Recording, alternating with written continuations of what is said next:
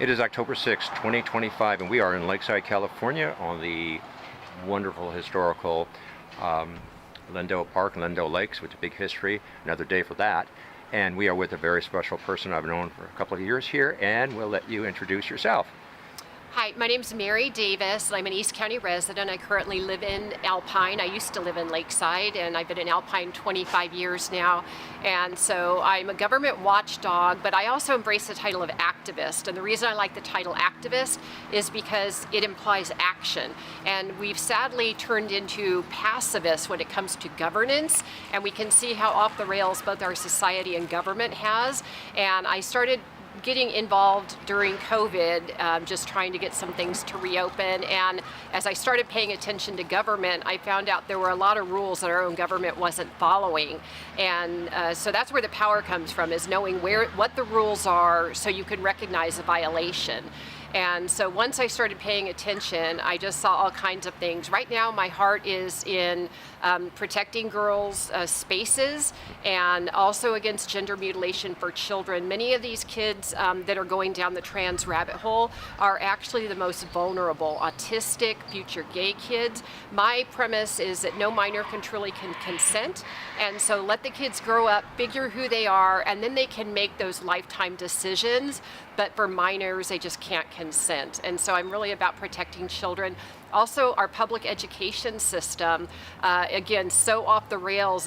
They've moved from academics to all other kinds of things, and now we have a literacy rate that's at historic lows. And people try to say COVID and that we're still recovering, but it was bad even before COVID. So if you don't have a literate society, everything else. In fact, I recently talked to somebody who was familiar with the incarcerated population, and they said the illiteracy rate in the prison population is like phenomenal.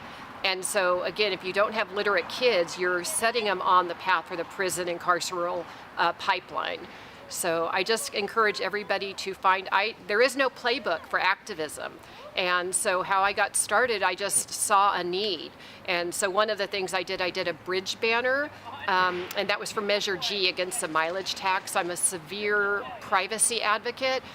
In this digital age, the capacity is not about how much we actually are being tracked, what's the capacity for tracking us.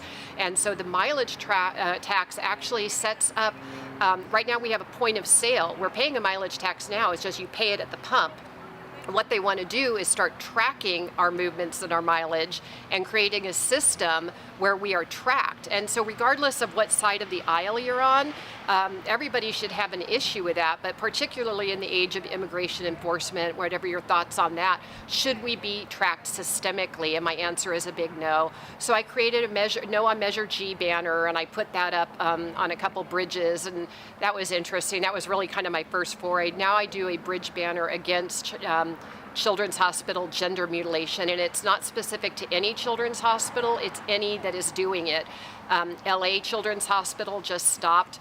My understanding that Orange County and Rady's are working together, still offering it kind of now. They've gone under the radar, taken their website offline. But at some point you will see something that's off the rails of your government, and I encourage you to step in and fill that void.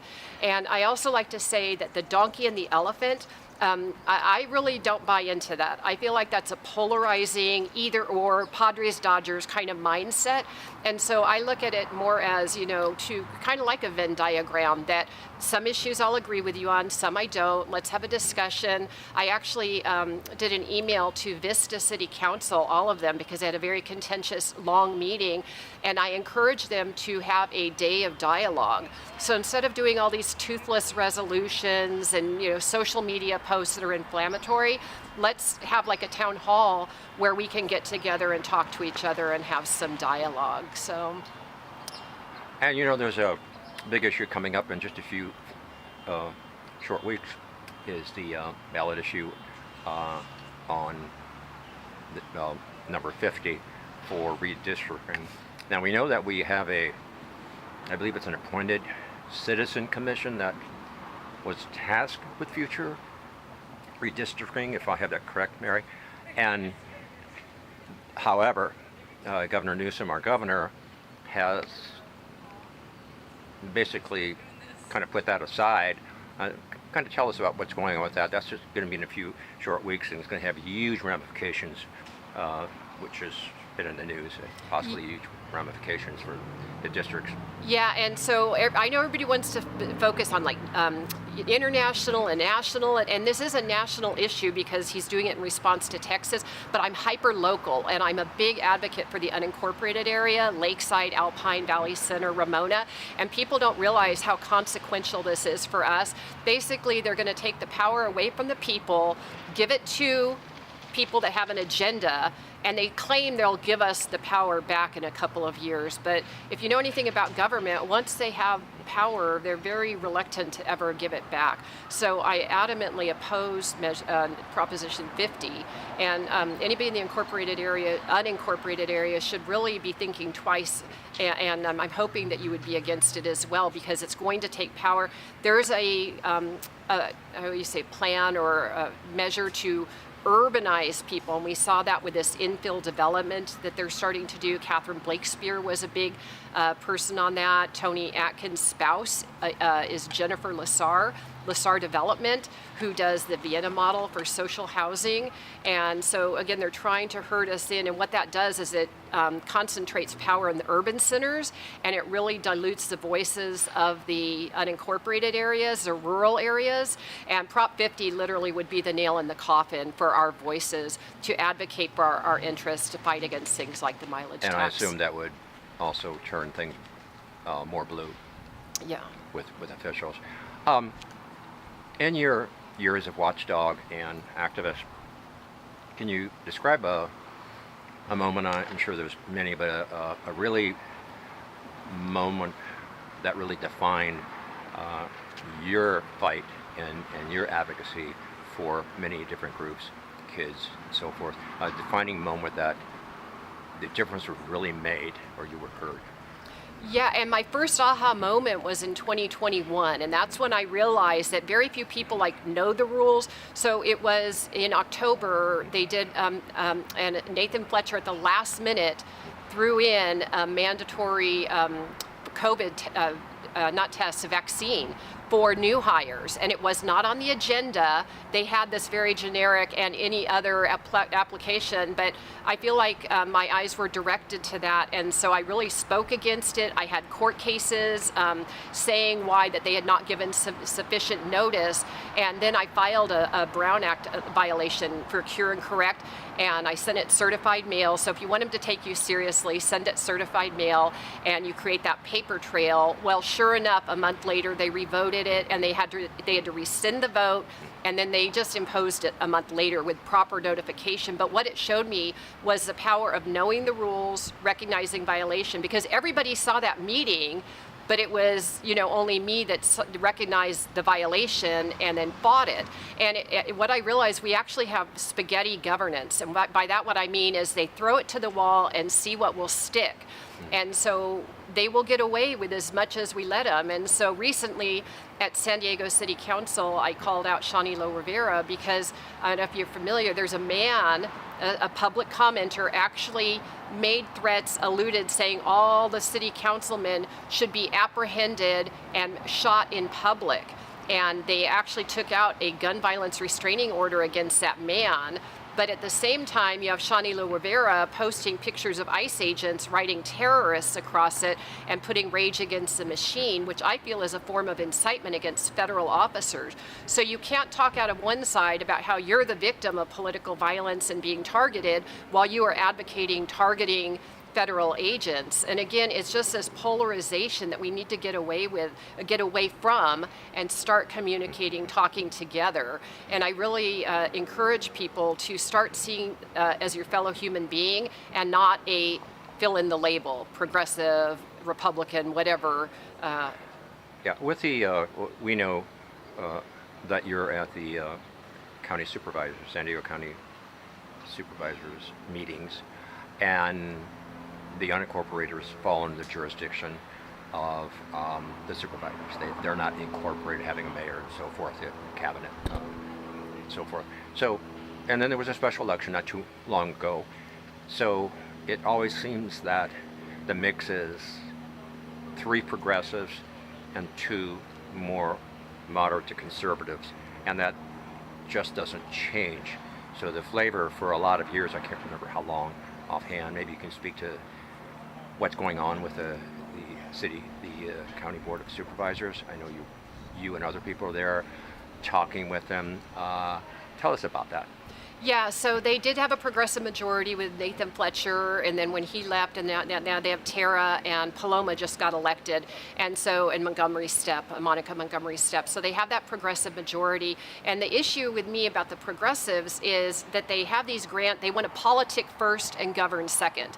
And we see this by the $138 million, and it's on paper a deficit. They do present a balanced budget, and so how I frame it, it's a services deficit. They had things that they were planning to do that now they cannot fund. So their answer right now is to raid the reserves. Who that really hurts is the unincorporated area. They only had 2 months of reserves, so if another Cedar fire came by, or like the flooding from the storm victims, that's affecting the unincorporated areas. So we are very greatly being underserved in the unincorporated area. They are basically robbing Peter to go do their progressive projects in the urban areas, and so that's what I have an issue. I would like to find somebody that would actually govern first, put a fiscal sanity. You have to put new tires on your car before you go to Hawaii. That's what a pragmatic person does in budgeting for their family. And yet we have a progressive government that actually wants to do all these. Here's a city of San Diego example. They gave $3 million to Tijuana for the World Design Capital Art project, kind of dual binational, to further a progressive agenda for binationalism.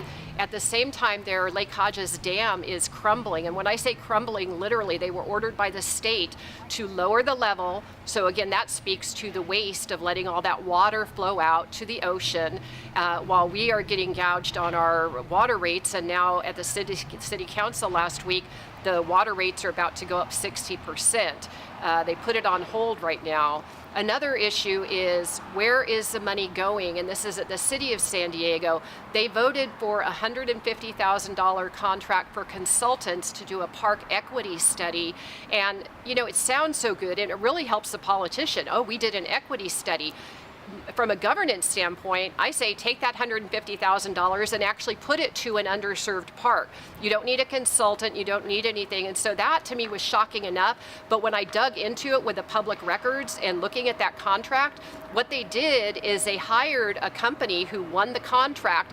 It appears to be a white-owned company, national consulting out of Phoenix, and they basically subcontract a brown person in the local cities a contract, and when they get that brown person, that bumps their proposal up by 12 points. They get bonus points for small business and disenfranchised business. So that takes their contract up to the top, and then the consultant, her share of the $150,000 contract is 37. And so 37,000. And so I just really want to be clear that it's not the highest and best use of our funds for stewardship, and it's not equitable like they pretend it is. And so don't fall for the smoke and mirrors and the the feel-good sound bites. When you dig into these contracts, you'll see what a fraud most of this is. Just go solve the problem. Don't hire another consultant. Before we wrap it up, Mary, I was just wondering how you would, we're in the unincorporated area because we're under the District 2, this area, which is a huge area. How can people get involved? Do you have a website or a contact? How can people get involved that maybe, today's the day, tomorrow's the day, they really need to do something. They need to speak up, whether they attend a meeting, write a letter, send an email. There's all kind of ways that politicians and other people that are not politicians but are, leaders in the community can receive these things.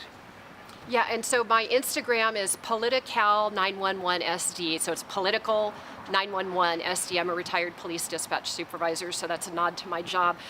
Where I see us moving the needle, if you look at the city of San Diego, Neighbors for a Better San Diego, and many other groups, once they started working collectively in coalitions, that's when they started, and they gave group pushback. And so now there's this vice coming down that they want to do the infill development from the state, but the politicians are feeling the people from the bottom. So there's this vice, and the politicians are all, the local ones, are starting to get back. So I would say connect with neighbors, like town hall events, or even just at the library, just having conversations with people and finding unified needs. I also am very big on school boards, where my heart is. Our school education is off the rails, and so they've gotten so far away from academics, and we are producing a generation of illiterate, innumerate kids who cannot critically reason, and they're being taught social emotional learning, and that sounds good on the surface, but at the time when you only think kindly, then you're giving up thinking rationally.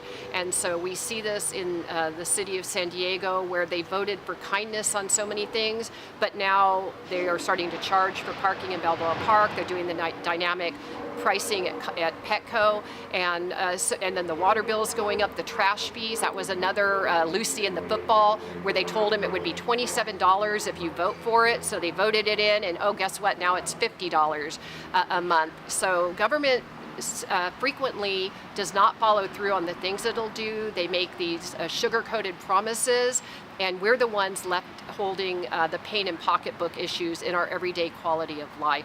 So wherever you feel like you're being led, link arms with somebody who has a similar interest, and even if it's just going to a meeting, and I call it BIC, backside and chair, and just being present.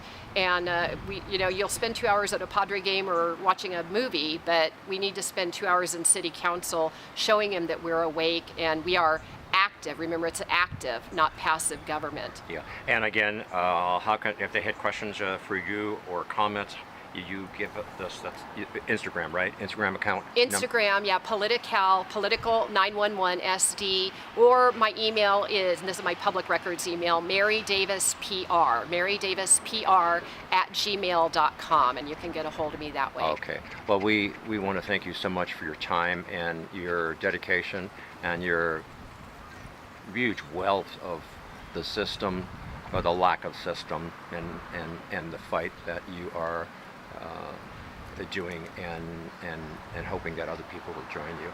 Thank you so much. Thank you.